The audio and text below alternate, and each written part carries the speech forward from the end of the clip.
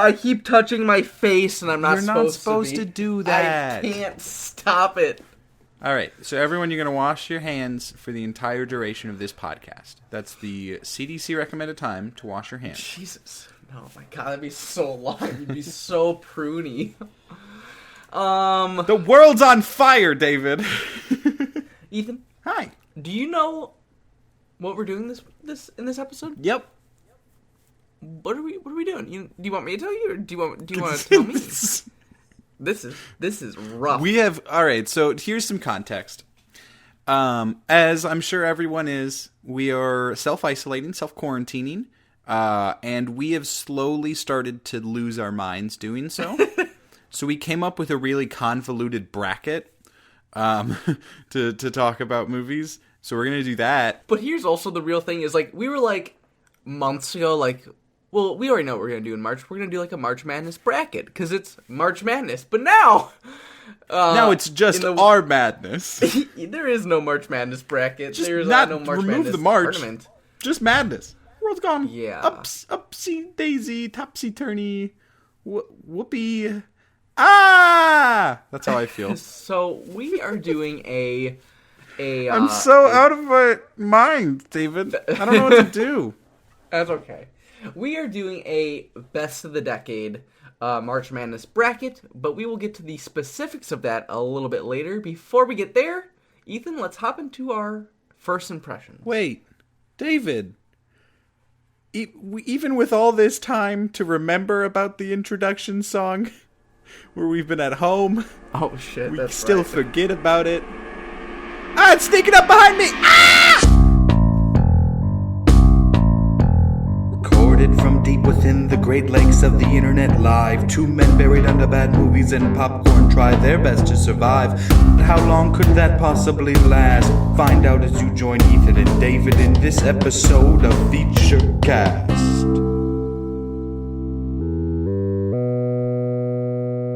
Oh, really pulled a sneaky on me there. Just kind of. But you reacted very, very smoothly to that. That was nice. Did I? Yeah. That scared me though. My name's Ethan. I'm the host.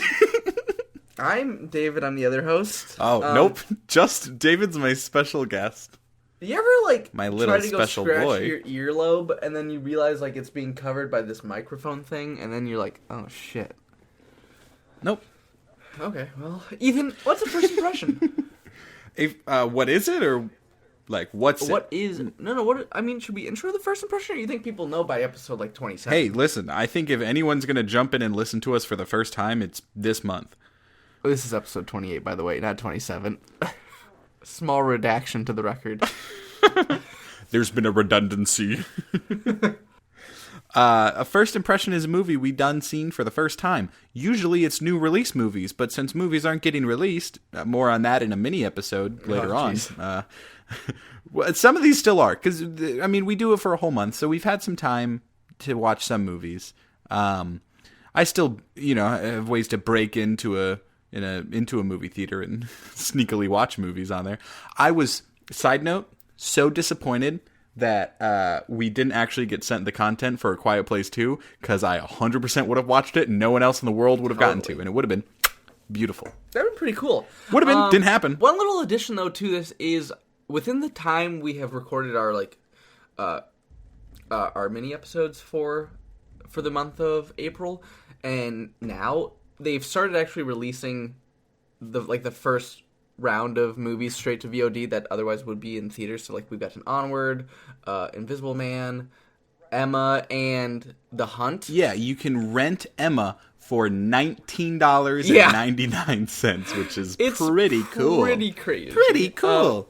I believe one of those was up for sale though. You could buy it for the same price for $19.99. Interesting. So I'm curious if the rentals for $19.99 also will be a purchase once it actually gets released to be purchased. I don't know. One of those movies I actually saw in a movie theater for the same price for an A-list much that cheaper. I pay for $20 a whole month. So it'll be interesting to see what happens there, and if I'm assuming we'll start to get more things. We also did see Netflix buy The Lovebirds, which was supposed to get released in theaters. Sick. So cool. So cool. I'm curious if more movies are going to do something like that and try to get one of the bigger streaming services to buy them. Ethan, do you want to kick it off, though, for your first impression? Close your eyes, I can't see him. Where's he been, this man? This non-visible man. I saw The Invisible Man. Jesus fuck, what the hell? What? That intro. So the Not Visible Man. That is a much more catchy title. The Not Visible Man. The Not Visible Man. So this is a horror film. Kind of a horror thriller. I feel like it's definitely more thriller than horror. It's got horror elements. It is advertising itself more as a horror movie, but I would say that in practice it probably is more thriller. I think you're right on that, David, as you are on many a thing. Except your views on... Can I get that audio snippet and just, like, put that... Oh, you fucking greasy bastard. So The Invisible Man, same director as Upgrade.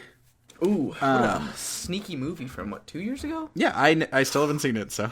Oh my god. So I actually kind of went in this blind. I didn't really know much about the director. Yeah. I knew that there was another movie he did that David was a big fan of. But my main pull to this movie was I'd been hearing that it's a really solid thriller, and especially that Elizabeth Moss is very good in it. She is fantastic in it. Yes, she is. I really liked this. I think it is a fairly robust, if not sometimes a little predictable, bottom line thriller. And that sounds like I don't like it. Sorry. I just don't want to get people's expectations too high. It is a really, really solid, well-made film. Most of that is carried on the back of Elizabeth Moss, although the camera doesn't just linger. You know, it really puts its work. That camera is working. I totally agree. I think this is one of those sweet movies where if you go in with no expectations, you're going to be so pleasantly surprised that it's actually a very good movie. But if you go in with all the hype that's been built around it, because there at least was a lot of talk around about it, like the first week it came out, it might get a little overhyped, and then you could probably be pretty disappointed. One thing that I've mentioned to you in the past, David, that I think horror-esque films do really well is when they have the actual horrifying thing be a stand-in for something else. So in this case, why I think it succeeds is it's not just, oh, he's a spooky man, I can't see that well.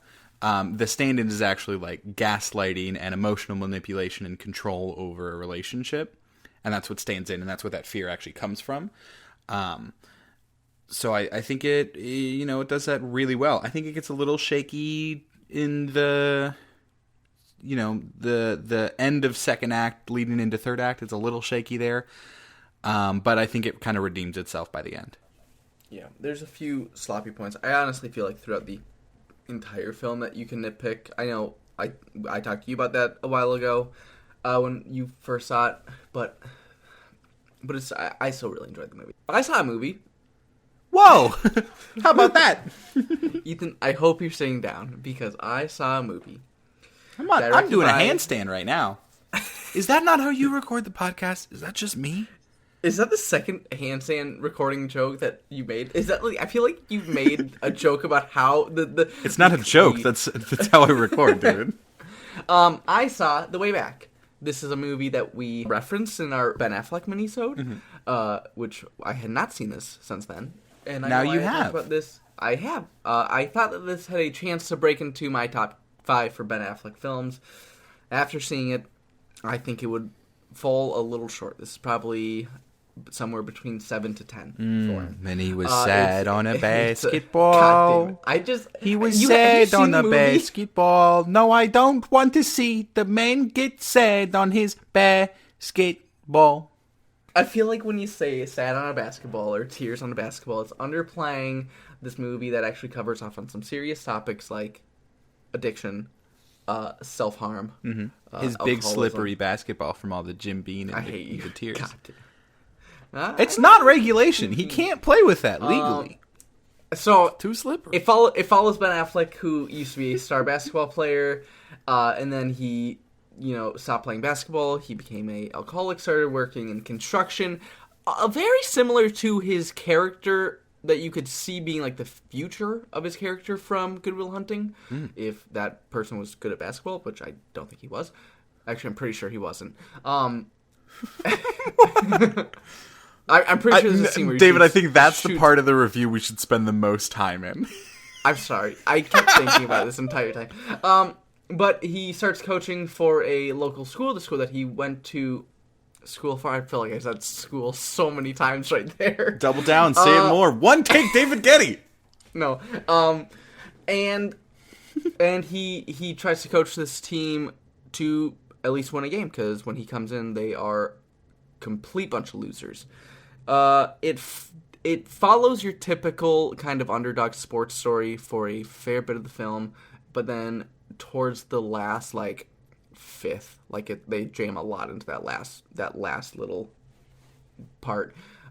It kind of takes some turns that you don't typically see, which I really enjoyed. I like this movie a lot. This formula, when done well, because I feel like it's pretty simple to do this kind of story well, is at least like enjoyable to watch, and you really do get a good performance by Ben Affleck. And Gavin O'Connor, although you may say he's the director of The Accountant, also is the director of Warrior, which is one of the best sports movies we've gotten in the last 15 years. So there. So Nick Nolte was crying on some fucking me. coins in that movie. Have you seen Warrior? You haven't, nope. Right? No. Really I've seen The Accountant. Not a really good movie. No. Had a decent trailer. Sure. Yep. Ethan, what else do you see? Have you seen? Saw The Bare Necessity. Not the simple bare necessities. Jesus. Forget about your worries and your strife, but just The Bare Necessity. This is a French film, and oh boy, is it French. David, this is the Frenchiest French film I've done seen since the Dipinitism Jean Le Godard. You know. I guess so. Sure. So it's we start off with a woman in a car with a whole bunch of boxes full of books, and she's kind of writing in a book, and then a naked man comes up, and she's like, "What the hey? What's this guy doing?" And the naked man steals her shit. He steals the car, drives her away. Actual shit? Yeah. Wow. What does he do with it? He stole the poo-poo right underneath me. Jeez. So then she goes into town. She reports it to a police officer. He's kind of our main focus, right? And she's an eccentric, quirky girl. He's a disenchanted, just like me, romantic cop whose mother does a radio talk show about love, and it just kind of goes from there. There's also things like there's a war reenactment going on, so like they have to figure out where to park the tank because it's like blocking roads, and it's very French. What the fuck? Throughout is it, this movie? the man realizes that he does actually want to be in love and focus on himself, and put him as the focus and enjoy things, and catch all these dang nudists. But it's done very slow and simply. It's a pretty decent romantic comedy. Not anything people need to run out and see, but it was very French. Is the official title of this Perdrix? Yes. Did I say that right? I don't know. I thought you spoke French. I took French in high school, but that doesn't mean I speak French. Gotcha, I've barely held on to conversationalist French. A fun fact. No. I took Spanish 1 3 times in high school. That's sick. Got into Spanish 2 senior year. Mm-hmm. Walked into class. They were like, I hope you remembered everything's from Spanish 1. I was like, I'm out of this class. And then I dropped it. I don't know Spanish. Very bad with foreign language. Yeah. Very bad with language. You can tell this is a French movie because the description says, enjoying an enchanted though restless existence. But you liked it? You had fun with it? It was pretty good. I mean, it's not one that I will revisit, but it was recommend? Fun. Is it worth a single viewing? Yeah, 100%. Like, obviously, 100%. Well, no, I mean, like, it's a nice, fine little film. What's your next movie? The Hunt. The most talked about movie, apparently, of the year. According to the poster, it was the most talked about movie. I feel like this was only in the news cycle for like 4 days, and then it was just like, hey, this movie's now, I think like, 4 days out. is generous. I know there was definitely some talk about this movie. A little bit of chatter, then, some chit-chat. But then, you see the trailer, and it's like the most talked about movie of the year that hasn't even come out yet. It's like, Parasite was definitely more talked about. For sure. This movie follows 12 strangers who wake up in the middle of a clearing, I guess you could say, in the middle of the woods, and find out that they are being hunted by some, what do you call them? Neoliberals. And yeah, this movie's honestly pretty fucking awesome. I don't know if I want to say pretty awesome. I want to say pretty fun. This is a really fun movie that knows what it's doing, leans into it, and kind of finds fun ways to subvert your expectations of what the film's actually going to be. I think it is a very thin tightrope that it walks for those comedies in terms of poking at, two extreme versions of the political spectrum, right? So you have your elitist neoliberals, and then you have your gun-toting conspiracy theory conservatives on the other side, right? And I think there's a lot of points where most people will fall off for those tightropes. I mean, this is not... But I enjoyed it. I had fun with it. I'm not going to send everyone to this movie. I hung a hammock on that tightrope. Did a little nap. I feel like... I don't know why I keep just feeling this connection, but I feel like if you enjoyed Ready or Not from last year, you're probably going to have a pretty good time with this movie. Really, really cool performance from Betty Gilpin? I don't know how to say her last name. But I don't even know what I've seen her in before. And also Hilary Swank is a pretty awesome villain in this movie. Big ups to Glenn Howerton. Always fantastic. Yep. You loved him in this movie. I really enjoyed him. And there's a pig. So, go see the movie. Yeah. There's a fucking pig in this movie. Pig's a fucking warrior, honestly. And really, really fun Tears of the Sun reference. Yeah. A really fun Animal Farm reference. That also true, yes. No, I liked it quite a bit, though. It's just like one of those, hyper-violent, I wouldn't say horror movies. It's definitely not a horror movie, but I don't know. Where it's just like more gore fest. Yeah, it's just so ramped up, where it's just like, if this is your type of thing, you're probably gonna have a lot of fun with it. And it's a nice movie to hit the first half of the year. Yeah, the first half of this movie is so bold and brazen in its approach to how it's gonna tell the story. That it hooked me. That even the weaker parts of the rest of the film, I was able to kind of mull over, because one of their narrative approaches is just I found super refreshing. Yeah, totally. Pretty nice little surprise of a film. Yeah, Ethan, what's your final first impressione? This is a film. Wow, that's a fucking intro. I don't know what I was planning. Did you just break midway through that? Do you ever just start a sentence and then you just kind of see where it goes, All the time. Literally, this entire podcast, every episode. I start saying words and then I'm like, let's see where this goes. Verily, good sir, I did adventure onward to... Oh, shit, I said the title already. I watched Onward. I was going to do it a really theatrical... Oh, that would have been pretty cool. Would have been sick if I did it. Yeah, you didn't. Tell me about Onward. Onward is actually really delightful. I liked this a lot. This is the latest Disney Pixar film.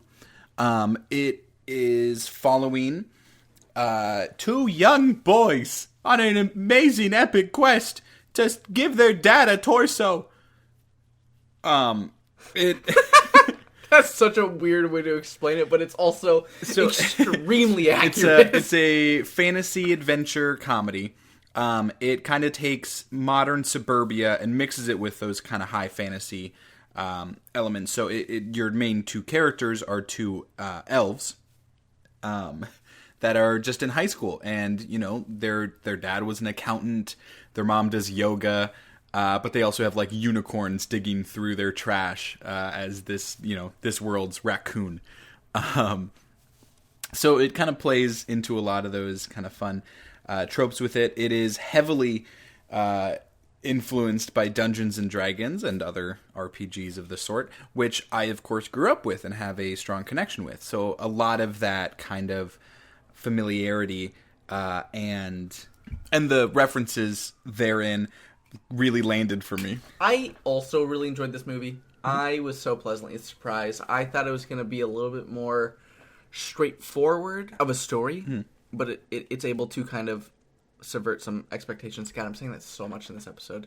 At the end, though, where I really think it doesn't. It lands better with what it does than what I originally thought it was going to do. But yeah, also, you can just tell like they're having so much fun with this entire world that they're creating and all the different little pieces that they're you have Tom Holland and Chris Pratt as your main two characters. Love it. I think this is love it. This is both of our number ones right now of the year. Yes, currently. Which like it's still fairly early, and I honestly feel like I haven't seen many movies this year. David, what? If, whoa, David. Coming in hot with that get the landing boys out here. He's coming in hot. He's telling us his final impression for the first impressions segment. Oh, he's coming in hot. Get him a towel and a Capri Sun. It's always the movies that cover off on like a depressing topic. Oh man, get the biggest intro from you. How does that happen? I don't know. You just nail it every time. I think I get a sense that like, oh, it's gonna be Rocky. I need to turn it up. So I saw the 2014 short Life After Pi, which is a documentary short that covers off on the Rhythm and Hues studio after they won the Oscar for Best Visual Effects for Life of Pi, where they were also nominated for a second Oscar for Best Visual Effects for the Snow White and the Huntsman movie. I believe that's the one. Just as visually impressive. And it follows them winning all of those accolades, but also 2 weeks after declaring bankruptcy, and kind of covering off on the tragic nature of the visual effects industry as a whole, and how it works. It really breaks it down. It's a 30-minute documentary. You can watch it on YouTube right now, and it's fantastic. I knew that the whole visual effects industry was kind of, I don't want to say in ruins, but the way that it works is so backwards and self-destructing, and this movie just takes a real-life example of a studio at the top of their games, because I mean, Life of Pi, obviously a visually spectacular movie, and even somebody at the top of the game like that is also simultaneously declaring for bankruptcy, which is very sad. And it goes into like all like the different like tax safe zones that these companies will go to, but then constantly countries and stuff will keep battling and giving out better incentives for other companies to open up there, and it's just this domino effect of sadness for this industry. So really good. Have you seen this? Because I feel like if you haven't, I would so recommend this for you, because I feel like you would love this. Yeah, I'll definitely check it out. Ethan, do you know what time it is? 9:07 p.m. on a Saturday. You're such a... It's the second... You made the same joke like 2 days ago. You do the same intro every time. I'm going to talk about a little movie today. I saw a little film. A little tiny movie. I do. It's our backlog time. This is a special first impression where we... I love the backlog. It's my favorite segment. Where we finally get a chance to watch a film that has been on our radar for a long time. It's more so typically an older film, but it can also be a newer classic film. Or contemporary. It kind of juggles them both. That does sound a lot better. Classic or contemporary instead of older or somewhat newer. Yeah. Word choice. Can everyone. we tell whose mother was an English teacher? It's me. Ethan, give me your backlog. Let's hear what you saw. I saw a movie I've been meaning to see for so long, and part of the reason. You mean like it's on your backlog? Well, okay, no, but this is one that's been on my backlog for like the longest. Like this was on the backlog before the backlog was a thing, right? Wow. Yeah. And part of the reason I didn't watch it is, previously, I have now watched it, was I was worried that it wasn't going to live up to my expectations for it. And that is Dr. Strangelove, or How I Learned to Stop Worrying and Love the Bomb. The Stanley Kubrick wartime masterpiece. Suspense comedy. Yeah. I almost said absurdist comedy, but it's not quite there. This is, there are kind of hints of... So you're not familiar with Mel Brooks comedy, but I grew up on Mel Brooks comedy. There are kind of hints of line deliveries like that. I could see Gene Wilder being in this film and fitting in perfectly in terms of like the tone and character of it. It's the basic plot is a admiral or captain or lieutenant somehow is able, just through like a clerical error almost, able to authorize an attack on Russia during the Cold War. Little do they know, Russia has a doomsday device where if they are attacked, it annihilates the entire planet. And so you see kind of the clusterfuck that is everyone like, I don't really want to die, except one guy being like, but we should die. Peter Sellers is an actual chameleon in this film, playing 3 different characters that I didn't even realize until the end. That he was 3 different characters. George C. Scott is really good in it. I also really liked Peter Bull as the Russian ambassador. It's really, really good. The dialogue especially. So obviously there's a lot of solid filmmaking. Some that does not hold up as well, just in terms of the technology. Like there's any shot of a plane kind of looks like hot garbage. But it's okay, because a lot of the other stuff looks really good. So one of the most famous lines that I had heard before, and it wasn't the line that really sold the movie for me. Do you have a guess at what that line is, David? I do not. No. The gentlemen, you can't fight in here. This is the war room. Great line. But the one that really stuck with me, that I did like a belly laugh, like it hurt. Is it the Coke line? That one was really good. But I also love I'm sorry too, Dimitri. I'm very sorry, all right? You're sorrier than I am, but I'm sorry as well. I'm as sorry as you, Dimitri. Don't say that you're more sorry than I am, because I'm capable of being just as sorry as you are, so we're both sorry, all right? I was just... That entire phone call killed me. The Coca-Cola line, also really good. So good. Oh, this is like a really delightful film. I thought Dr. Strangelove would have been a bigger part of it, but it kind of wasn't. Even the title still slaps. Great title. It was really good. Like, really, really good. I'm curious as to how this ranks in your Kubrick list. It doesn't feel like a lot of, like any other Kubrick film. So it's kind of weird because it is more so than any of them. It's like a straight comedy, whereas like there are moments of comedy in a lot of the other ones, but like, how do you compare this to Paths of Glory? You know what I mean? Like, I get it. It's very diverse filmography. No, I'm happy you watched this though. This is like one of the most recommended movie I feel like I could have ever had for you, because I knew you would love it. Oh yeah, it was like tailored for me. Yeah. Hey David, what's that classical contemporary movie that you watch? If I give you the lead character in this movie, the character's name, you want to see if you can guess, because I feel like it's a pretty strong name. Dixon Steele. Dixon Steele. That sounds really familiar. With an X. Dixon. I saw the 1950 mystery probably like more so neo-noir, even though I think it's just noir. That's the thing. I'm pretty sure it's just noir at that point. Oh fuck, you probably right. I saw the 1950 noir film, even though I feel like it takes a different path than most other noir films. And that is In a Lonely Place, starring the very famous Humphrey Bogart. I've heard of him.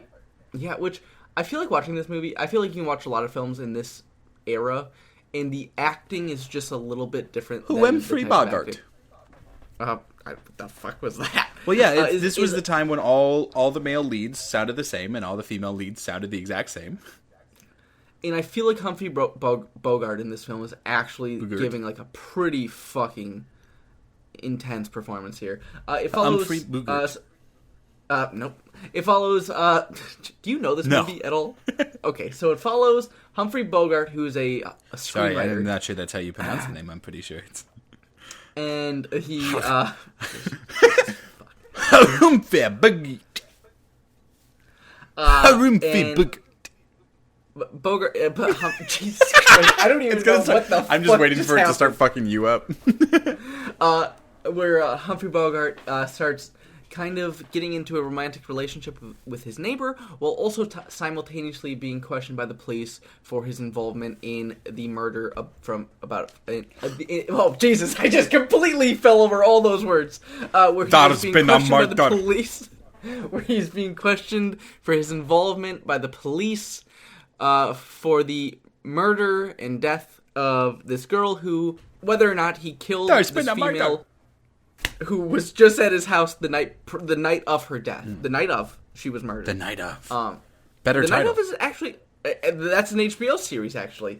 But no, the title's In a Lonely Place because also not a bad title. I think it's a pretty good title. Yeah. And then his new romantic relationship with Gloria Graham. She slowly starts getting hints that maybe he actually did kill this girl. And it kind of plays out like that. It's more kind of psychological and everything because you kind of start to see the threads being sewn as you can see him more so fitting the role of a killer. Interesting. Pretty good. There are definitely some scenes. Kind of like a Gone Boy. There are...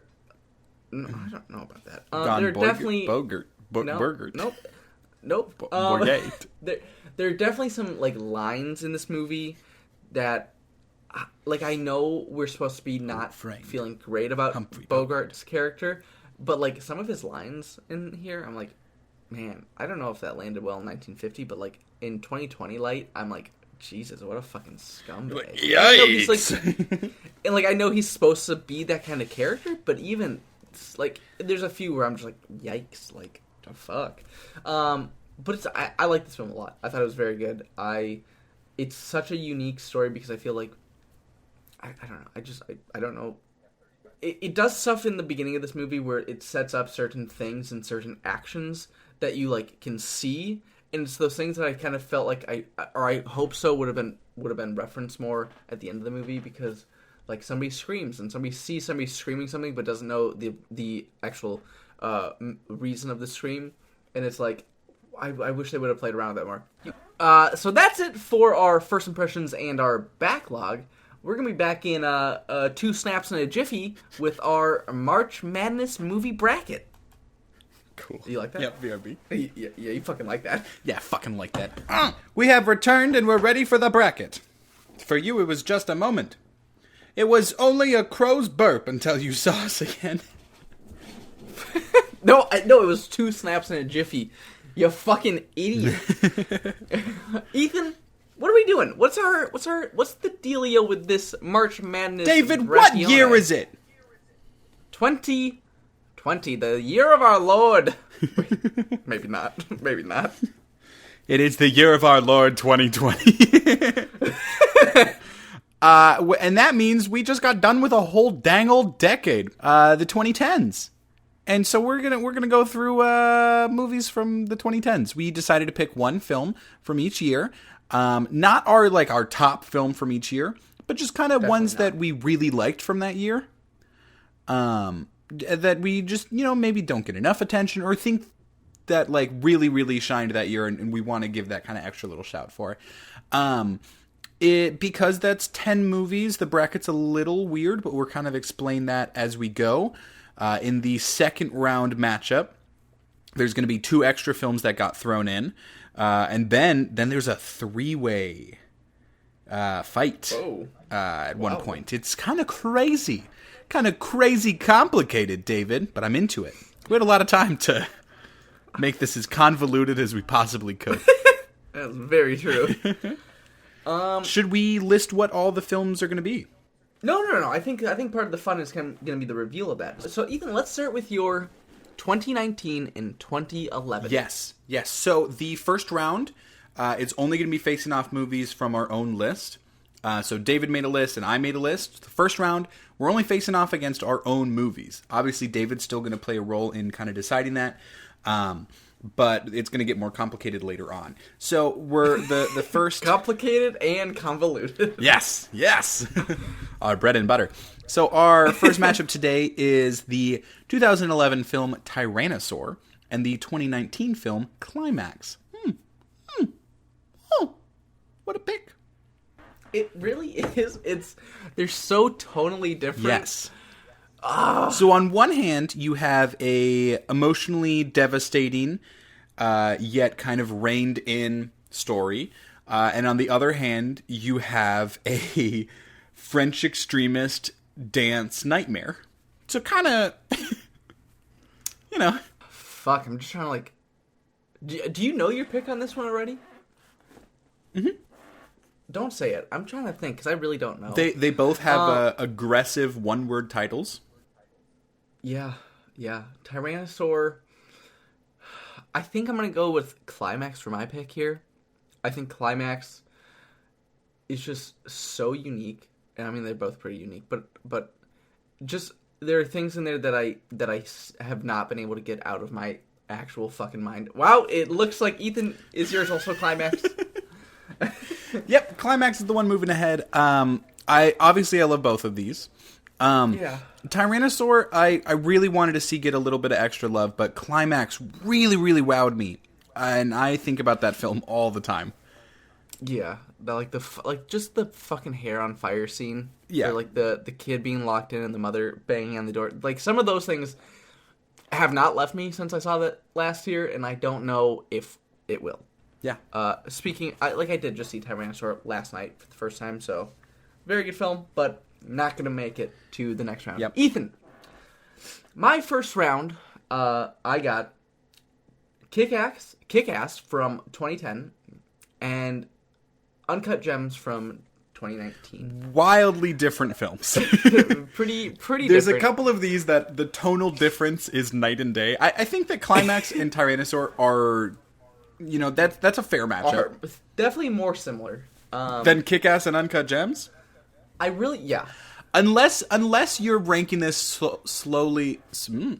Unless you're ranking this specifically on the amount of nosebleeds the main character has. In which case, Uncut Gems and Kick-Ass might actually be pretty similar. So, the reason I wanted to put these two movies on here, because obviously, Kick-Ass is not my favorite film from 2010, but I feel like it laid the groundwork pretty early on for the R-rated superhero film or comic book film, and it's still pretty high up there for I don't know if I want to say that. Christopher Mintz-Plaza films. I mean, yeah, I guess so. That's definitely accurate. But Is I still it feel like Please it's or a really Plaza? Please? No. I don't fucking know. David, my pick is Uncut Gems. Yeah, it's definitely Uncut Gems here.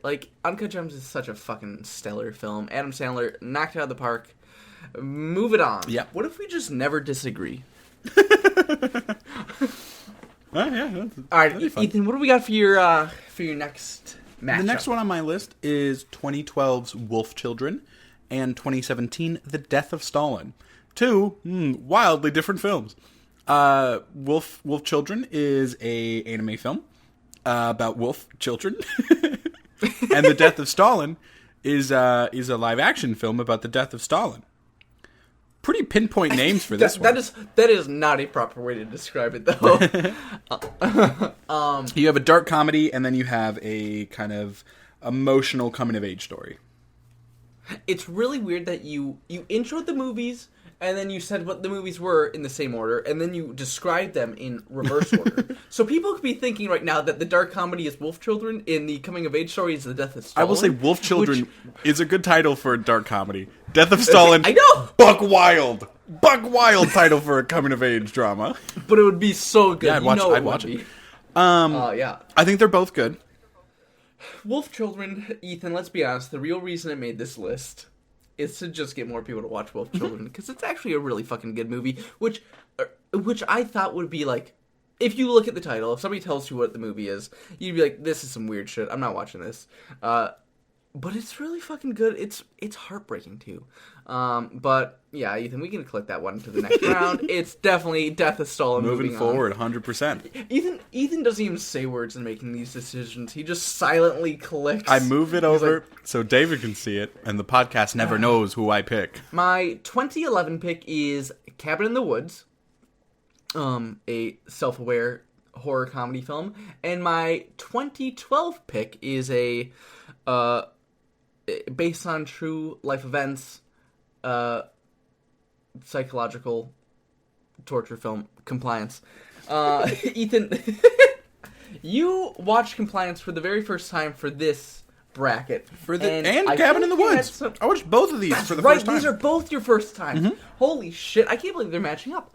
And I feel like you had some pretty strong reactions, or maybe not, since you only gave it a 3-star, to Compliance. But I feel like you were saying you had some hot takes on this one. Let's hear what you had to say. So Compliance follows the true story of this person who called in to a fast food restaurant. I believe it was a McDonald's.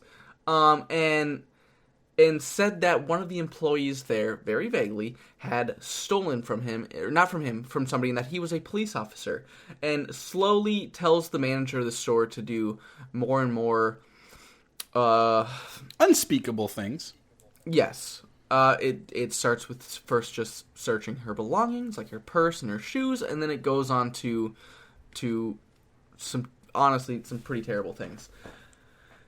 What did you think? I think there is so I like boundary pushing films. I like films that can be, extreme in what they deal with. But I think there's a big difference between a challenging film and an exploitative film. And I think this one, it felt more exploitative to me than just challenging. And so it didn't really sit right for me. I don't think it's a badly made film, but I don't know if it's a film that should have been made. In the same regards as there was a short film last year, maybe the year before, 2 years ago. There's a short film 2 years ago called Detainment, which was about a really, really fun toddler murder.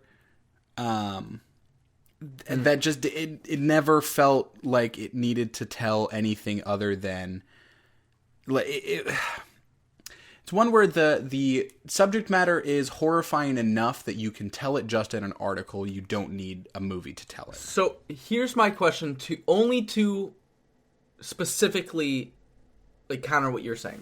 So child murder, if you ask anybody on the street, is never good, right? For the example you picked, right? But something like this is so, I feel like, unbelievable that anybody in their right mind, if you told them that this was a real story, they would say, no, it's not. That definitely did not happen. I mean, I knew about the story going into it. Did you actually? Really? Yeah, we learned about it in sociology. Interesting. Fun day in class. This was my introduction to this story, though, was this movie. And it's one of those things where it's like, I feel like if you would tell a normal person, or any person, that this is something that actually happened, they would just say, that's not even possible. Nobody would go to these extremes. And I feel like it's almost a good, it's a shocking film. And that might be part of it. Maybe me already knowing the extremes they go to meant me kind of dreading the build-up to it, not being shocked by the payoff. I think knowing the events going into this film, like you did, is definitely going to change your opinion on this film. Because, like I said, I didn't know when each step was the last step. Right. And seeing how far it really goes, it's just like, holy shit. On the other hand, you got Cabin in the Woods fucking slaps. I love this movie. It's the sweetest surprise to this date, probably for a theater experience for me, because I had no idea what this movie was going to be when I went into it. I'm going to push Cabin in the Woods forward, if that's cool with you. I feel like we've talked about this bracket a lot. I wanted to talk about Compliance, and I just wanted to, because I feel like that's probably, I don't even know if it's the least known film on this list, because there are definitely some I hadn't actually heard of the film beforehand. Oh, really? Yeah. Interesting. I knew the story just because I had already learned about it, but yeah. So Cabin in the Woods moving forward. I know we didn't talk about it a Yes. lot. We'll probably talk about it more in the second round matchup it has. Just to kind of keep things moving. Yeah, dude, crack it, rip it, baby. I hate you. All right, so my next bracket is the 2013 film Under the Skin, the Jonathan Glazer film Under the Skin, versus 2016 and Damien Chazelle's La La Land. Two wildly different movies. On one hand, you have a, I would say, somber modern musical that kind of, it takes itself seriously. On the other hand, you have perhaps the most literal invasion of a body snatcher to date. That is this kind of low down and dirty, kind of almost like, it's like a secret, David. And the secret is they're gonna turn you into Play-Doh. It looked more like one of those like things you hang from the ceilings at like a 4-year-old's birthday party. You know, if that was like all wrapped up. No, not a pinata. Like one of like the pieces of paper that just is like kind of crinkled. Oh, right. Yeah. This was your first. You hadn't seen Under the Skin before this.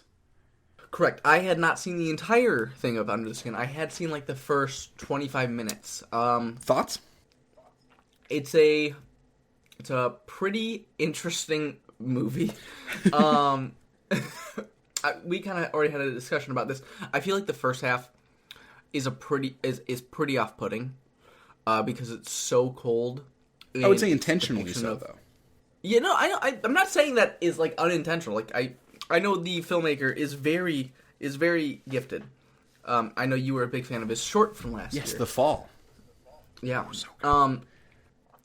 But it's so cold in everything that you see, where it's just like, God, like this is my theory for why I dropped it off the first time. I was like, if it's gonna be like this for the rest of the movie, I don't know if I want to be there for it. As the movie continues, and in more of a structure to the film actually starts to be built, I really enjoyed that more. Seeing like her actually experience new things for the first time was awesome. For me, it's like an erotic annihilation. That's actually yes. Wow. Completely agree. Now, La La Land, on the other hand, is... What a matchup, huh? Yeah, it's weird. Is a musical masterpiece. It's probably my favorite romance movie of the last 10 years. Honestly, the only reason I'm not saying it further is because... Well, I don't know. It might be my favorite. The romance between Ryan Gosling and Emma Stone, just fucking spectacular. And also Damien Chazelle's direction is... I mean, the dude's just so talented for how young he is. I love both of these pretty equally, honestly. I'd be okay with either one going forward. I'm going to leave it up to you. I have a feeling I know which one you're going to go for. I'm going with La La Land. All right. I almost said Under the Skin on accident. That would have been sick, and I would have kept it in, and it would have moved forward. Alrighty, so La La Land is moving forward. Both really good. I'm glad that you actually were finished Under the Skin, and it sounded like you did enjoy it. So I'm happy with that. That's the victory enough for myself. All right, David. Let's move on to your next bracket choice. We're still in the first round. I feel like we should speak through these last little ones. So, my next matchup is 2017's The Disaster Artist, telling the true life story about Tommy Wiseau and what's his best friend's name? Greg Sestero. Yes, bingo. Versus 2013's Prisoners. That sounds like I'm saying like the Prisoners of 2013. Yes. I'm just talking about the movie Prisoners, directed by Denis Villeneuve. So, I think this is gonna be a pretty quick one. It's just an unfortunate matchup for The Disaster Artist because it is a very good film. It's very funny, but also is able to get into some serious things. But obviously, Prisoners is just fucking masterpiece. So well made. I'm not a huge Hugh Jackman fan, and I loved him in Prisoners. He was so good. These next round matchups are so. It's wild. Okay. David, we're going to my next category. That one was really quick, man. We really got the ball rolling. Yeah, I mean... That's just how it ends up being sometime with the bracket, you know? Some people just don't get their chance to shine. Up next is the 2014 Jermaine Clement and Taika Waititi film What We Do in the Shadows versus the 2015, just a year later, Robert Edger's film The Vitch. I don't even know. This is such a strange matchup. This is so hard. On one hand, you have a modern mockumentary with really sharp wit about vampires in New Zealand. Just some of the so simple delights in this. You know, the fact that like I'll have a huge belly laugh of just watching Taika Waititi in front of a mirror holding a cup, and because he's a vampire, he doesn't show up, and he just says a ghost cup, and then he turns and smiles to the camera. Perfect. That's perfect. The Vitch, on the other hand, is a period accurate in terms of dialogue anyway, telling of a family out in the homestead that what they do to deal with devilish designs and fear, and as it like tears apart this family in this really, really cold and brutalist way. This is hard. This is really tough. They're both so good. Oh boy. Are you leaning either way right now? I think I know where I want to go. I'm more leaning towards The Witch. Mainly because it is to hold that tension and the dialogue that they use for it. It's so well crafted. There's not as much brilliant craftsmanship in What We Do in the Shadows, because I think they both get their theme so well, and like they both succeed fully at the type of movie they want to be, Yep. Whereas I think some of the craft behind The Witch just goes a little bit further for some of that kind of technical aspect for me. But I love them both. They're both so good. Oh, this is the complete opposite of the problem with the last matchup. Yeah. Because I'd love to see both of them move ahead. I think if I had to pick out of these two, which I do, unfortunately, I would go... I'm glad you're on board with what the basic premise of the episode is. So you're telling me one has to go forward. They both can't just go to the next round.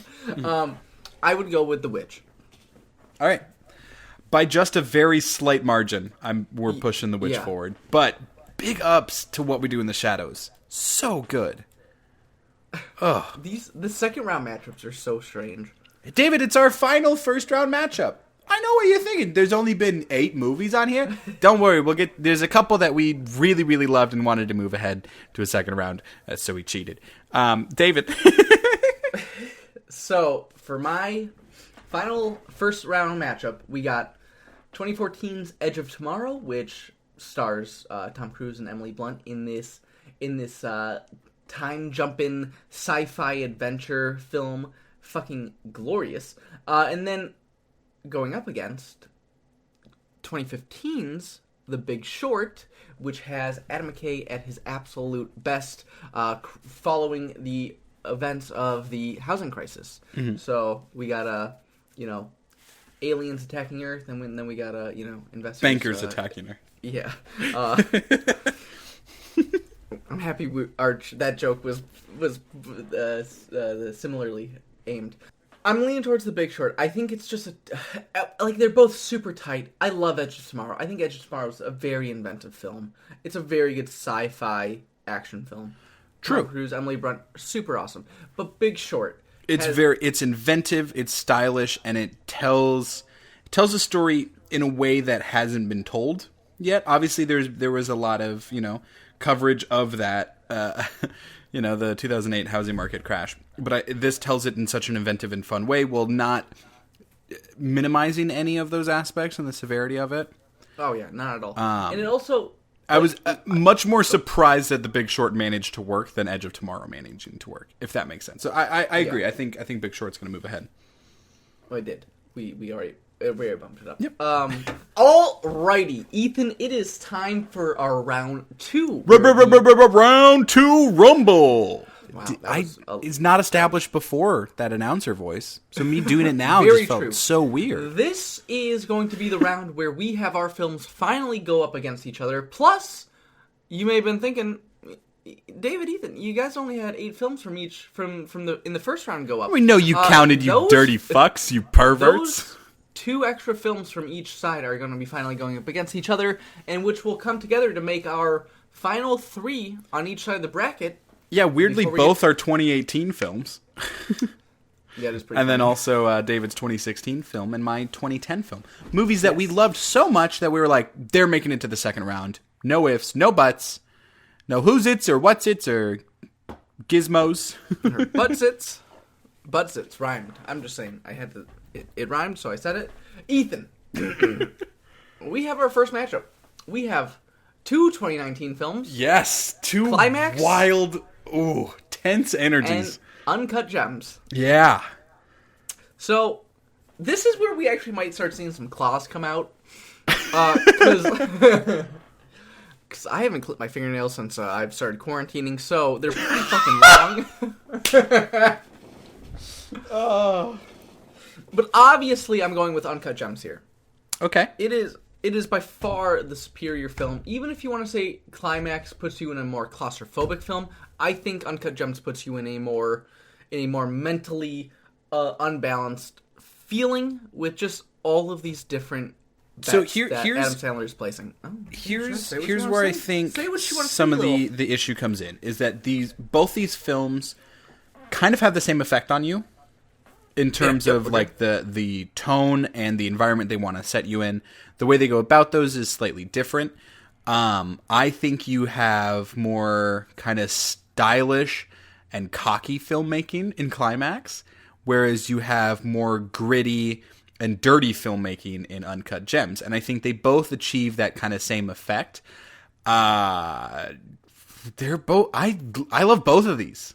I just rewatched Uncut Gems like a week or 2 ago, and still super tense.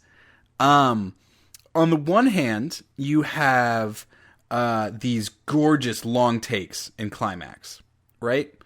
You know, where you just you get really lost in the space. You feel actively like disoriented. Whereas Uncut Gems, Adam Sandler says, "I'm gonna fucking come." So kind of like an equal. Yeah, but Uncut Gems still also has some pretty long takes.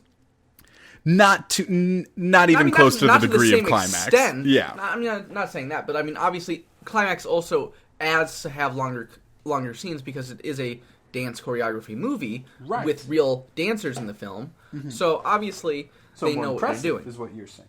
Well, no, because name a single line from Climax. From Climax? Just give me a line that really stuck with. Suicide? No, like an actual line. Like give me a whole line. No, that's one word. That's not like maybe. What's a line? A line? Like, a line. Like give me a line that really stuck with.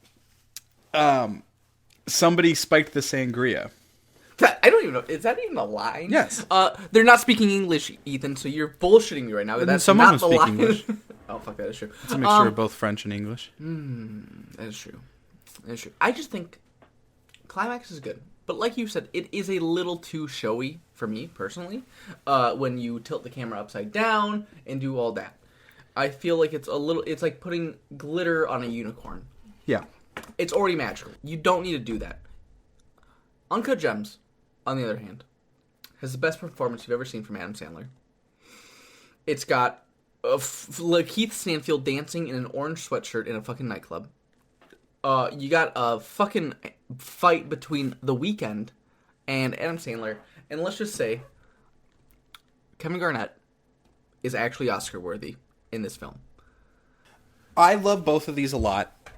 I definitely like Climax more, but I will have Uncut Gems move ahead.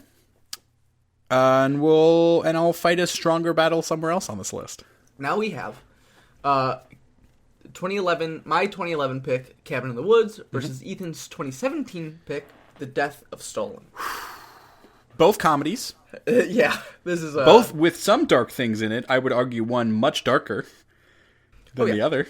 So you got one that is completely playing against the teenager camping horror story, and kind of showing you the behind the scenes of those jokes, which I can honestly say, watching any film that falls into that genre after in a post Cabin in the Woods world is almost impossible.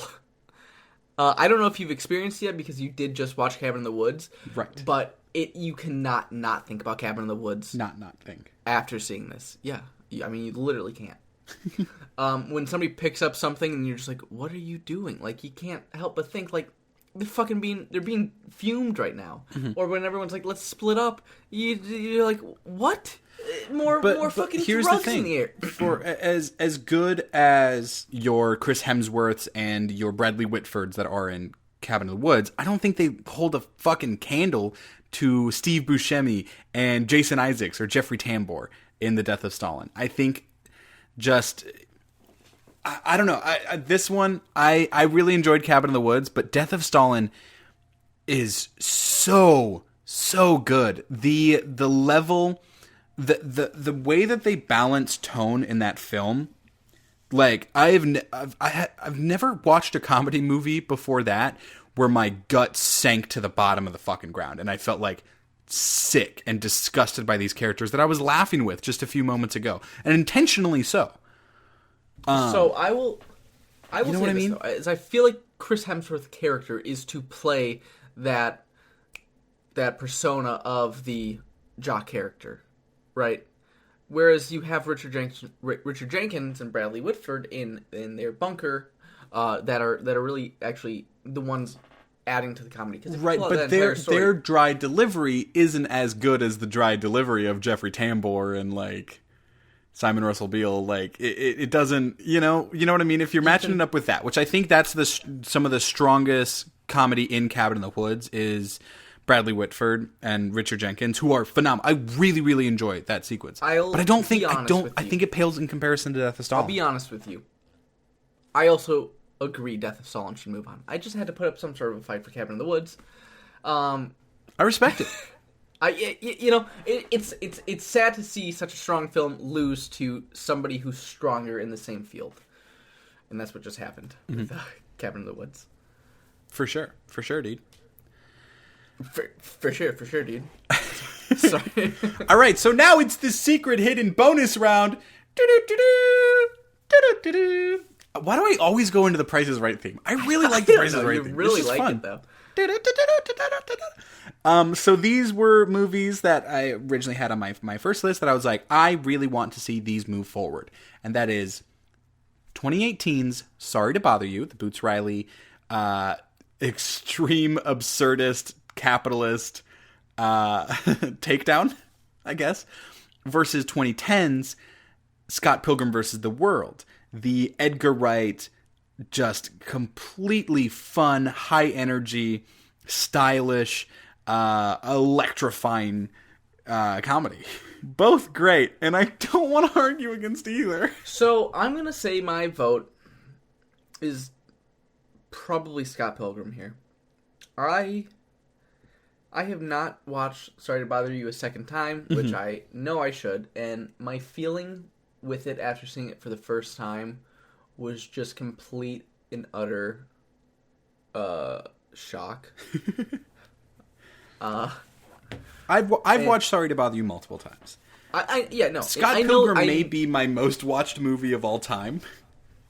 And I know Sorry to Bother You landed with you a lot better. I honestly don't know my opinion on Sorry to Bother You. Sorry to Bother You is a modern take on Brazil. Which also I don't know how I feel about the film Brazil, not the country. Hold on, I just want to cover all of our bases there.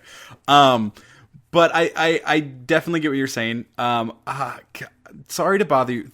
I think I agree with you, Scott Pilgrim moving forward, but I'd like to point out a few things first before we get to that. The score. They both have such a good score. God, it's a perfect matchup where all the things that would normally push Sorry to Bother You ahead, Scott Pilgrim also has it. Fuck! All right. So, okay. I love the score by Tune Yards for Sorry to Bother You. I bought the screenplay because I loved it so much. I almost debated putting it up as one of my only 4 posters out of all the ones I have actually hanging up. It didn't quite make the cut, but oh, I love them both so much. Definitely. Okay, so Scott Pilgrim's going to move forward. If there's any film from my list that you see, Sorry to Bother You, because it is unlike anything else you would have seen.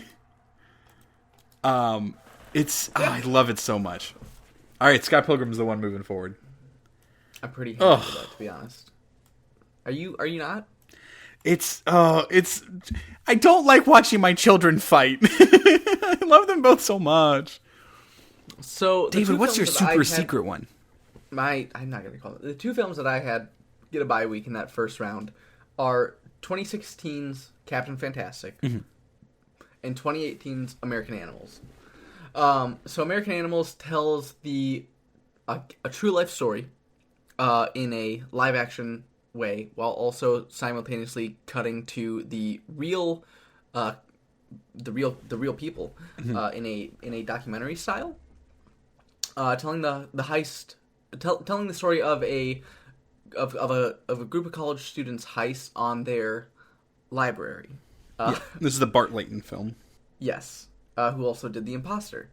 Captain Fantastic, on the other hand, which was on our last bracket. Captain Fantastic?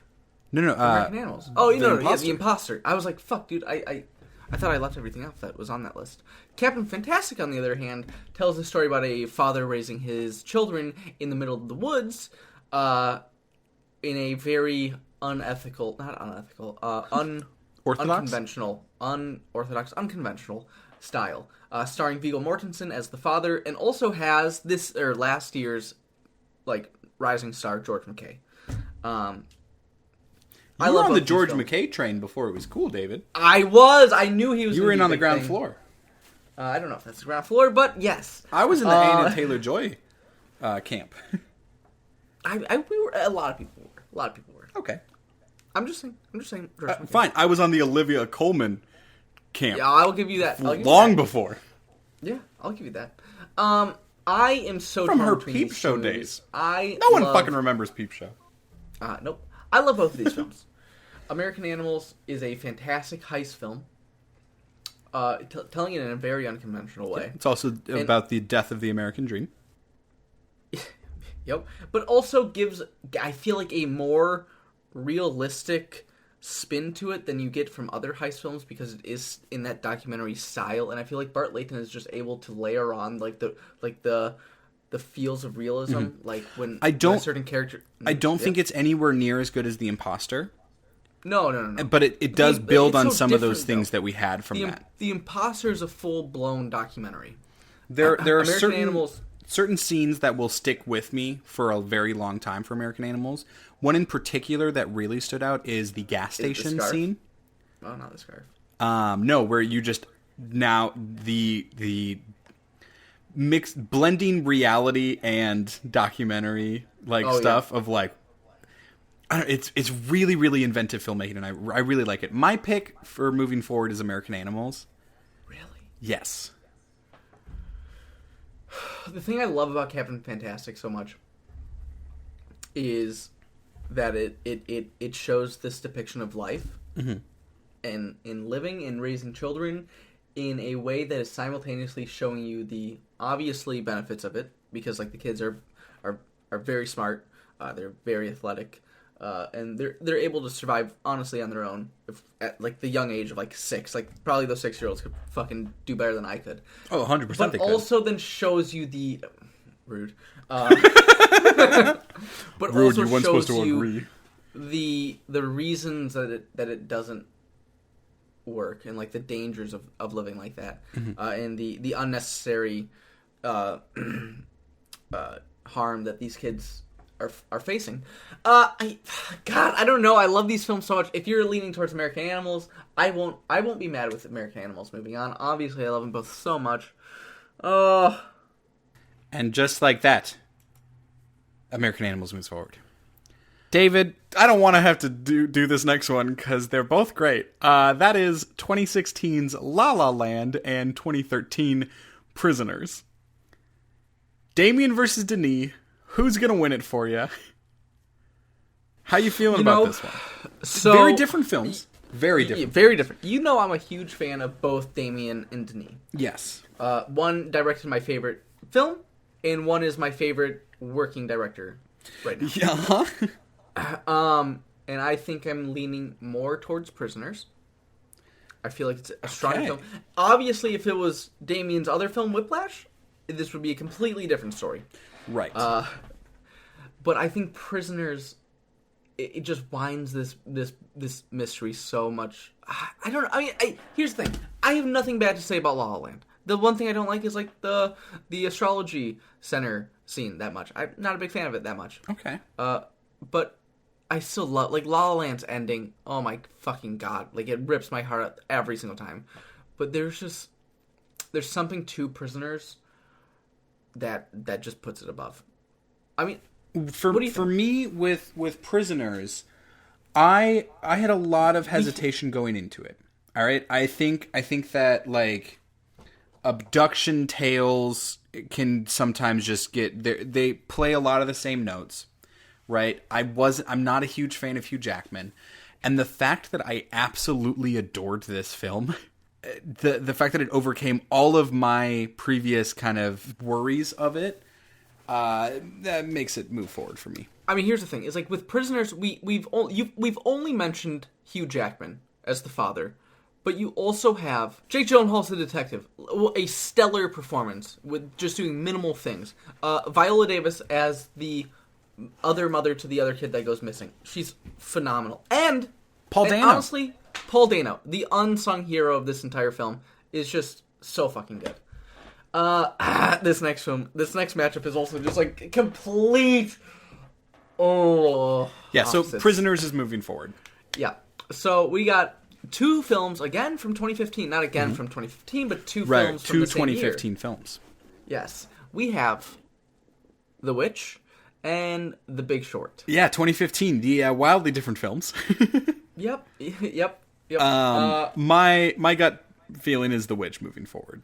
So, I'm probably not thinking the same thing. Interesting. And I know that's probably pretty shocking because, like, The Witch, I wouldn't call anything else but a masterpiece. But at the same time, The Big Short is in that select bucket of films where no matter what mood I'm in, I can put it on. I find it endlessly entertaining. The dialogue is just so snappy. You have a huge list between Christian Bale. I don't think I liked this as much on rewatches. I think that there are times that like the pacing is a little messy for The Big Short, whereas The Witch kind of ramps up that tension like you're on an assembly line. Like, you know the part in Toy Story 3 where they're all going towards the fire? That's what The Witch feels like. That's such a... I'm sorry, that fucking comparison threw me off. In terms of, like, you're sitting there on an assembly line, you know exactly... You know that this dread is coming. And you feel it getting worse and worse. And the best part of it is the end, right? It builds and builds and builds. Where I think The Big Short, some of the best... I think the ending's a little weak in terms of where they're like, actually, guys, this was serious. And it's like, yeah, but... But I think The Big Short is also stringing together so many different stories, because you have Christian Bale as his own investment agency stringing together that story with Steve Carell's backstory and his brother. And then you have, like, those two kids who wrote the formula in their fucking garage and they're about to, like, make boatloads and are investigating what's actually going on with this and all the, like, everything leading up to the actual housing crisis before it happens. But not all of those land. You know? I think the only one that doesn't really land for me is Steve Carell. Even though I love his character, I don't think the backstory with his brother really hits home with me. Brad Pitt doesn't really do anything in the film. He doesn't need to do it. Christian Bale just plays the drums, and that's interesting. That's not true. But like you have Ryan Gosling, who's fucking so good. Like, I don't know. It's a little too scattershot, but some of those things do hit and do work, and it is impressive when those things hit because they shouldn't necessarily. Whereas I think The Witch is just a much more combust, streamlined, well-made and polished film. I think The Big Short is kind of unpolished, and it's not a movie that feels like it should be. You know? Like if Uncut Gems is unpolished, that makes perfect sense. It fits into the tone. Under the Skin being unpolished makes sense. That's the tone. But The Big Short, it shouldn't be unpolished. It should be more that it should lean in more to that stylish and have that kind of showmanship, because the parts where it does that, it succeeds, but there's so much where it doesn't land for that. I mean, here's the thing: is I'm totally cool with The Witch moving on. Okay, I just want The Big Short to shine in its day. I love The Big Short. This is not me trying to harp on The Big Short, but when you compare the two, I gotta pull the guns out. I mean, Big Short is up there with, like, not in quality, but like I said, in rewatchability in my book, with, like, All the President's Men, Spotlight, Zodiac. Those are movies that, like, if I'm like, I probably have, like, 30, 45 minutes until I'm going to fall asleep and I just want to put something on that I love. Mm-hmm. It's, like, one of those films because I'm so into that style of film, which, yeah. This is where it's going to get a little funky. We're having a 3-way matchup, all right? So it's going to get wild in here. Do we just jump in? Does it need more of an introduction? We got 3 films facing off against each other. Only one's going to move forward to the final round, which is crazy. One from each 3-way. Yeah. Yeah. not just one film. We're selecting our final winner here. No, not quite. Almost. Ethan, what's our first matchup? Our first matchup is Uncut Gems, Scott Pilgrim vs. the World, and The Witch. What a wild matchup. It's pretty hard to even start with this. I don't know what angle to come at it. My whole thing, I don't have one that I'm leaning for, like, ahead right now. So here's the one I know this is probably going to come hard to say to you. I feel bad saying this because I know how much you love it. I think Scott Pilgrim is least likely to win this in my book. I wouldn't say that. For me. I mean, that's my opinion. Mm-hmm. My favorite of these 3 is Uncut Gems. Right. I don't think that's too much of a surprise. There's just something about that, like you said, like that unpolished film, like nature to Uncut Gems, and just like it's nonstop, edge of your seat, adrenaline ride that is Uncut Gems. Really landed well with me when I saw it, and I think it's my favorite out of these 3. Like. I love The Witch a lot, but there's just certain times where I will want to see The Witch. And Uncut Gems, I would watch it 50 times before I'd probably rewatch The Witch again. Damn. And not to cut it. Probably 50 is obviously like overblown. Probably like 5, realistically. I'm hearing you on The Witch being cut down. Here's the thing with Scott Pilgrim, why I don't want it to move forward, is I think it's, with the exception of At World's End, probably the least likely Edgar Wright film I would go back to rewatch if I had to put one on right now. Man, I disagree wholeheartedly on that. I would much rather watch Shaun of the Dead. I would much rather watch Hot Fuzz. I would probably put on Baby Driver before this. I think for Scott Pilgrim, it is a movie that shouldn't have necessarily worked, but I think everything landed just right. All the actors bounce off each other in every single scene so well. You know, whether that is Chris Evans as this cocky skateboarder, or Brie Larson as this like Paramore-esque lead singer, roles that we don't really get to see from a lot of these actors, especially nowadays. Kind of just everyone looks like they're having a lot of fun, and you have fun with them. You know, the stylish filmmaking that only Edgar Wright can bring works perfectly with the tone of the film. The soundtrack, as written mostly by Beck, has this wonderful like grunge like aesthetic to all the songs. The original music in it is fantastic. I love all the dialogue. There are so many wonderful sight gags. Like, for example, the is Scott here? No, he just left, and you see him in the background jumping out of the window and then grabbing his coat, like back through the window.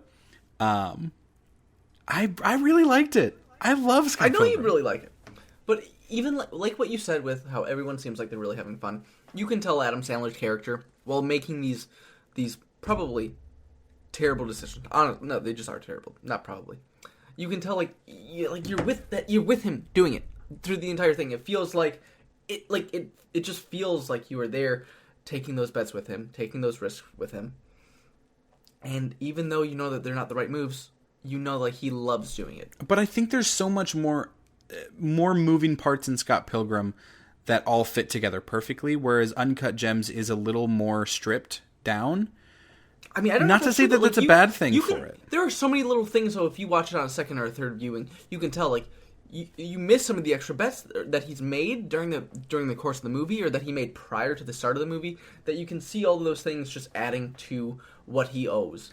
There's also a lot of really forgettable characters in it. You know? Like when who? You're talking about, like, the swarmy dude towards the end that helps Adam Sandler's girlfriend. But I don't think he's supposed to be a main character. Goya is his whole thing about like where he wins the bid. There's not really anything further from that. I think having watched it multiple times, I think there are a lot of loose ends.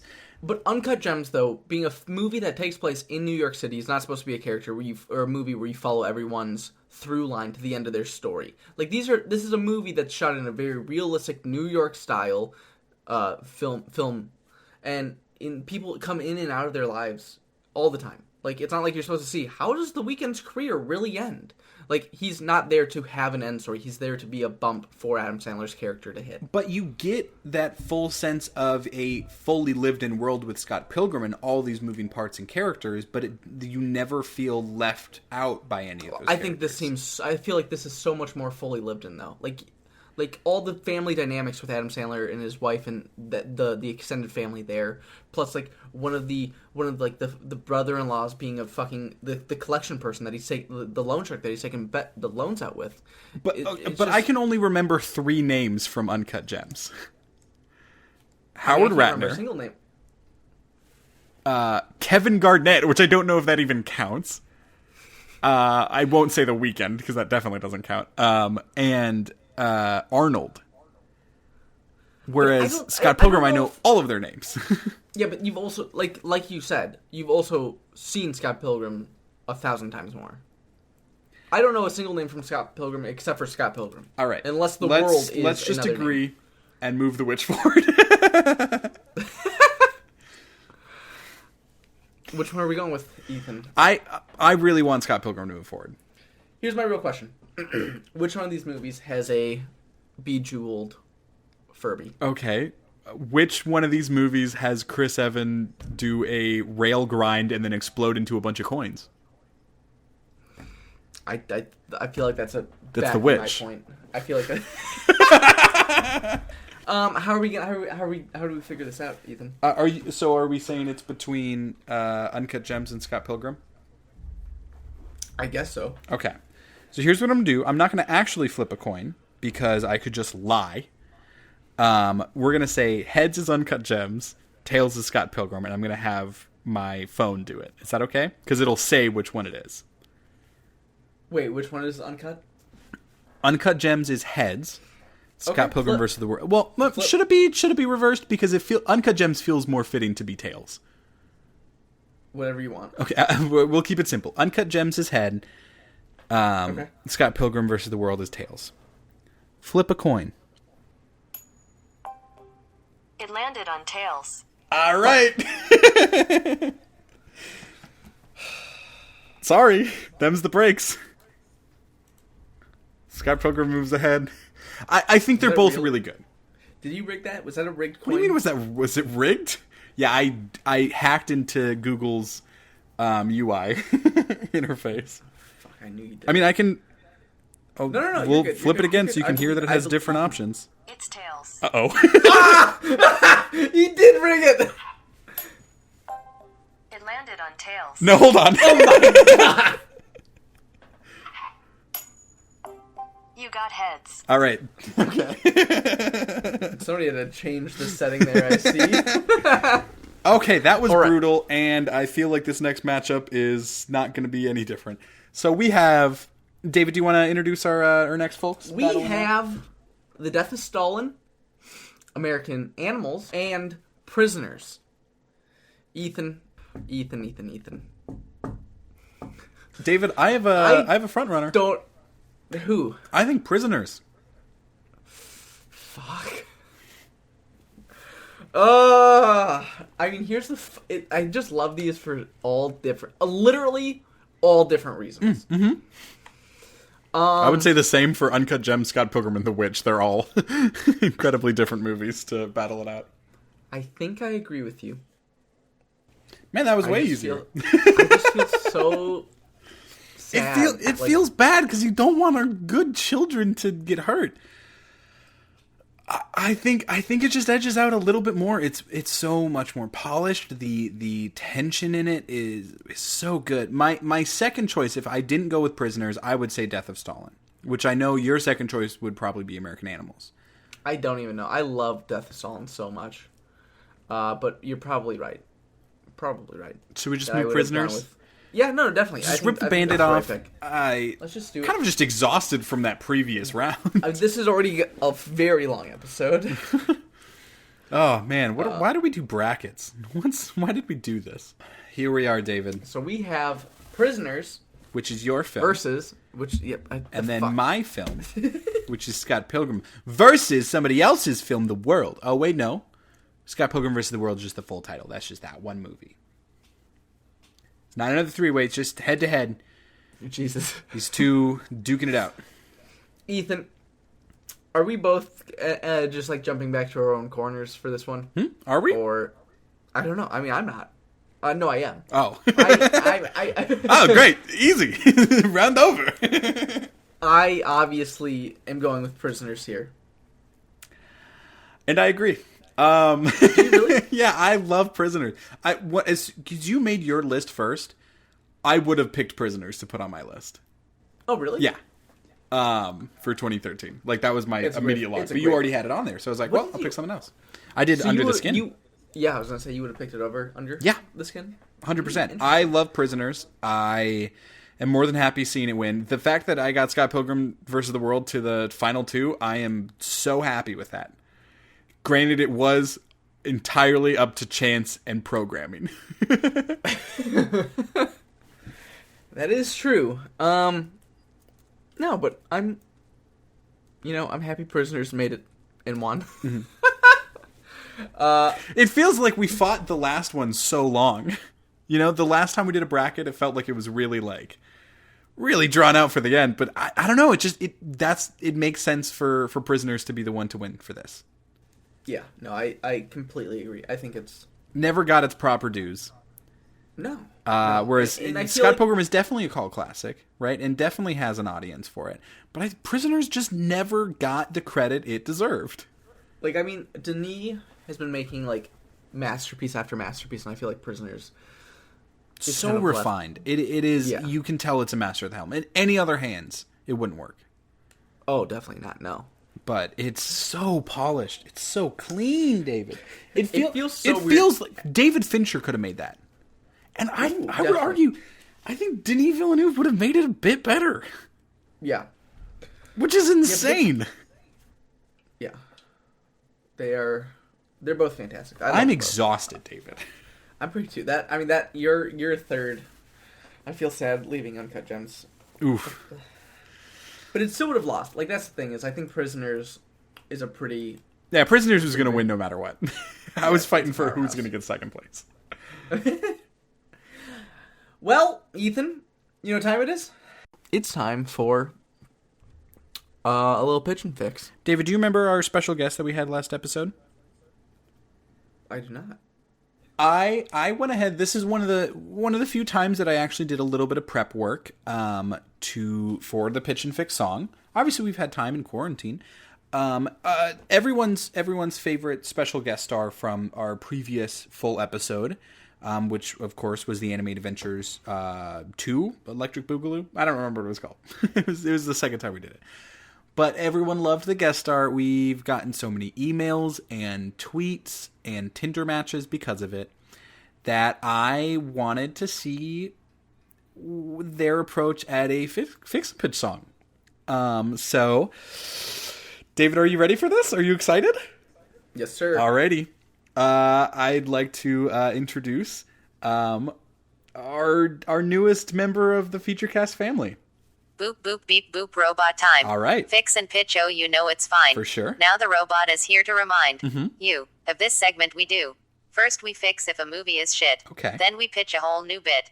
Maybe it's a robot movie, wouldn't that be neat? Yes. We can chill for a bit until that flick is complete. Hey David, oh David. I'm a robot, you know what I'm saying. Oh David, hey David, this robot bit is slaying. That's right, it's the the Fix and Pitch, the ever-present segment with the ever-changing theme song. That's kind of, Wait, jump in. stop. No. Ethan, you are no longer in control. What do you mean? I am the new co-host due to my intense star power. No, hold on. I'm like a robot baby Yoda. What the fuck? Internet loves me. You are nothing. Less than nothing. Fuck you. Oh, wow. Okay. For sure. better You're just going to believe it, replace Buster. me? You best start packing your bags. Put out your Okay. tiki torch because your lame ass just got voted off the island. Oh, for sure. Ha, ha, ha. Okay. Beep, boop. Robot power. No, Wait, okay, you wanna what play are that? You doing? Yeah. Get away from No, my let's play battery that. pack. Stop that. No. Ethan, you We'll can't. play these games. Please. I have a robot wife and 3 young robot babies. For sure. Oh no, I'm powering down. You fuck. Damn You right. blew it up, you damn dirty apes. E-A-A-A-A-A-Z-Z-Z. Fuck you, you, you, you, you, you, you, you, you, you, you, you, you, you, you, you, you, you. Alrighty, so I stopped the robot apocalypse there. I'm not just going to let some robot bitch take over my job as the co-host of FeatureCast. I tried doing this a little bit before, but it is Fix and Pitch, the ever-present segment with the ever-changing theme song. This time, of course, a robotic takeover. So that's kind of an interesting new realm. Thoughts, David? That was great. I love that. That was... How long did that take you to type it all? That's sorry, AI. yeah. I didn't type anything. Oh, yeah, no. Yeah, totally. Was that your fix for Terminator? I just turned the machine off. That's all I did. No, David, today I'm fixing a 2020 film. That is Gretel and Hansel. Oh. A film that I almost worked. I think just this I'm going to do pretty minimal changes. Usually we do, like, there are a lot of films we do a lot of tweaking before it's good, whereas I think this one didn't need a lot. So I'm just going to change a few things. All right, so here are the few changes I'm going to make. Number 1, we're getting rid of this fucking kid actor. I hate him so much. He's the worst. He's gone. We're going to replace him with just someone decent. I don't know who. Let's get somebody that's got like any sort of acting ability. Doesn't really matter. Change number 2 is I want a really, really prominent score for this film. And I want our dear friend Hilder, who I'm not even going to try the last name. I'm not even going to try. It's a G, a U, and then an O, and there's just like a lot of shit above the O that I don't even know how to begin to dissect. It looks like there's an actual house, like a full building atop this O. Like, what's even going on there? What's happening with that O? Most notably did the score for Joker, which I think was a really, really solid score. Obviously won the Oscar for Best Original Score. And I would love to see what she works on with this, because I think it can get that kind of experimental and really, really tense and just kind of bone-chilling score. I think she could do an awesome job with that. My third and final fix is I'm going to make it rated R. I'm going to let them be as violent and gruesome as they need to for it. And that's it. I think just a little bit of tweaking and this film lands. Because the cinematography is great. I really liked Sophia Lillis in it. I think that, Oz Perkins is a good job directing it. I think it just kind of landed a little flat, and I think part of that was you had an annoying ass kid.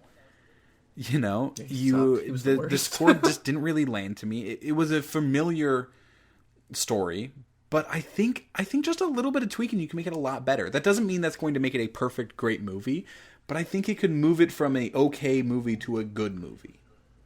I personally feel like the third act needs a little bit of cleanup too. Mm-hmm. I think changing the rating could help with that as well. Yeah, no, totally. I mean, I like it. I want more, better Foley as well. Fixed some of the Foley in this was a little.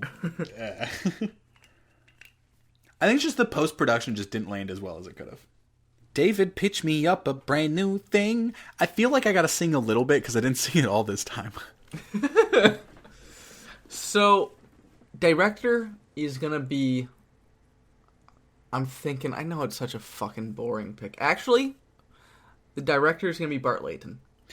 Great pick. I love it. I don't even know what the movie is, and I'm excited. So the title of the movie is Suspect ZA. It is based on real life event. And I'm not gonna say who it is at first. So we're gonna open the movie going down a road in the woods, leading up to a, what do we want to call this? A training center, a training facility. And on the sign that we passed by at the opening of the it says establishment, no, it says no talking to parents. So this is, I'm just gonna actually say who it is. So this is the story of Larry Nassar, the person who sexually assaulted a lot of the female gymnasts. I know we got the documentary of this 2 years ago, I think, from HBO. What was it? What was it called? At the Heart Something of Gold. At the Heart of Gold. I just feel like watching that, there were so many moments that seemed that were just extremely powerful, and just fucking terrifying. I mean, the first is just that sign. Like, that sign's so creepy to think about. And I think some of the imagery here of Larry actually assaulting these kids with their parents in the room would just be horrifying to see depicted. I think Bart Layton also, just his ability to handle real life stories and how to depict them would work pretty well. So to play Larry Nassar, we're gonna have Stanley Tucci. I think the physical resemblance is pretty much fucking right there. Plus he can definitely get the role down. And we're gonna slowly. I don't know if I want this to be more so a scene to see, because like the way the documentary had it laid out was like there were these big chunks of information here at this training facility. That I forget I know it was a Russian family that ran these. I forget the name of the family. And then we would jump from there to the Twisters Year Round Club that was led by John Gedderts, I believe is how you say it, where again Larry was able to continue to assault these girls. And then you have all the stuff that went on with MSU. And Kathy Cleggs, who was the female coach there, who told all the girls that they didn't know what they were saying. Then you would get like I believe it was like an FBI investigation, or if it was just an internal report where you have like the missing page. Do you know what I'm talking about? Yeah. With the one saying how MSU could be liable for anything that happened. I think it's a really delicate tone that they'll need to balance for it, but I think it could land. Barton Layton has this really, really good way to to deal with some of the more serious aspects of it. I think just comparing it to his film The Imposter, I can see him like really, really doing a pretty great job on that for balancing the tone. And then the reason Suspect ZA is because Suspect ZA is the girl who came out and originally not testified, but came out with the first accusation Yeah, of what happened, and eventually her father committed suicide because he, didn't believe her. Yeah. Yeah, I mean, it's all heavy stuff, and that's why honestly I've been not wanting to pitch this for a while, just because it is such heavy material, and the documentary is also fantastic. But I think there's just so much of this that would lead to. I mean, it'd be very painful to watch. But yeah, I think we'd have to wait a while before we're able to do it. But I think Bart Layton's a good pick for it. I think that he can balance that really well. Yeah. Oof. Heavy note to end on. I know. Lord. I like it. I like the pick. I think that could be a really good movie. And I think, one of the things I brought up earlier in our discussion was the balance between challenging and exploitative. And I think Barton Layton is someone that could rise to that. But it's definitely, there are some things to be concerned in terms of making it. So it is one that they have to land everything right in order for it to work. But if they do that, then it'll be really good. Yeah, no, totally. Stanley Tucci, that's a good pull. I like that. I also just really like Stanley Tucci. Yeah, and I want to see him get like Bones. A really, really good...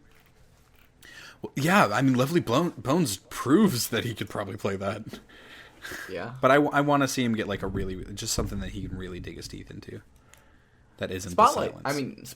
Spotlight, he didn't really The Silence? do too much. But I never saw the Children Act. I meant to see that. So, Ethan, that does it for our March Madness bracket. Yeah, kind of a long pretty... episode. Some heavy topics. Yeah. Yeah, you could say that. Next episode, do you know what we're doing, Ethan? Is it finally here? I think it's the finally long time. overdue 2019 Oscar prize. I think it might be actually older than that. I think it's the 2018 prize. I'm pretty sure. Oh, you're right, because we tied the last time, and then Steve got to choose the episode, and so the prize for that one was all those awful movies we had to watch. Just the one awful movie. Jesus, brutal. We had to watch Dragon Ball Evolution. Oh yeah, that's right. So this is so overdue. But Tom Cruise is here, and he's ready to have the Cruise Cast. Great. You know how old Cruise Cast is? Very old. That's when we also had Fantasy Movie League. Holy shit. Very much overdue. I saw a commercial for that not too long ago. This guy heavily reacted to it sitting next to me. It was pretty great. Like he was into it? Or what's up? No, he thought it was so stupid. David, we checked out pretty soon after that as well. That's true. So, but yeah, we'll be bringing you a nice little cruise cast next month. Yep. Bye. See, but like, wait, that was a little too deep. Bye. No, that was bad. Was that? I think you give me like 4 more takes. Bye. Bye. Bye. Bye. Just sounds like a fucking dog in the background. See you around, meat bags. Oh no! That's pretty good. I like that.